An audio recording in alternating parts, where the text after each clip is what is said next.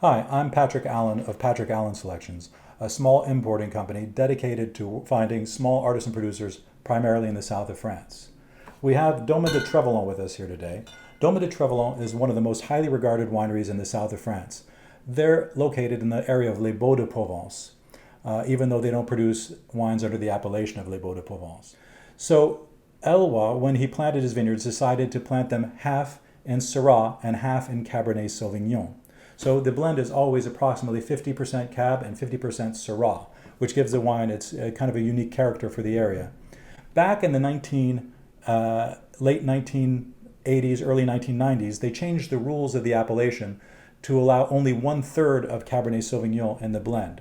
So Eloi did not want to change the way he made the wine, so he declassified the wine from a Les Beaux de Provence to just a vin de Pays. So currently, the wine is labeled as a vin de Pays des Alpes, which is one of the lowest levels of French winemaking, but it allows him the latitude to do what he wants to do, make fine wine. Each year, the winery always releases a current vintage and a library selection, and one of the hallmarks of Domaine de Trévallon is the wines tend to age beautifully. In my opinion, that combination of Syrah and Cabernet Sauvignon gives you these almost honeyed, deep cherry notes that are almost reminiscent of Bordeaux, but they still have the character of the south of France, that little bit of spice and a little bit of wildness you expect from the south of France. The owner and winemaker Eloi Dürrbach was studying architecture back in the 1970s when he decided he didn't want to have anything to do with architecture anymore. He wanted to make wine. And he built vineyards, or literally blasted these vineyards out of hillsides that they had in the estate. So Eloi has never used chemicals in his vineyards as long as he's been farming, even though he's not certified organic. And chemicals have never been used on this land because there's nothing planted there ever before.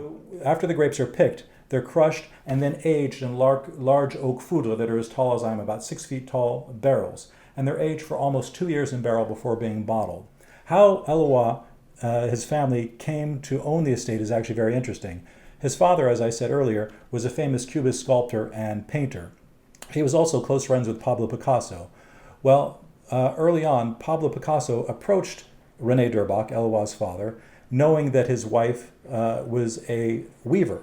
And he asked them if they could produce 2 tapestries of his famous painting Guernica.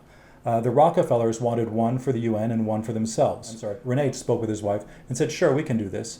So they created these 2 giant tapestries. One is still hanging in the UN of Guernica. And with the money they got from these 2 tapestries, they were able to buy this estate, and now that's been in their family for 2 generations. Towards the end of his life, René was sick in bed and bored out of his mind. So Eloi had, coincidentally, a stack of posters printed up with the label. And previously, the label was always just plain white with the name Domaine de Trévallon. So Eloi gave his father the stack of those posters and went to the store and bought some colored pencils.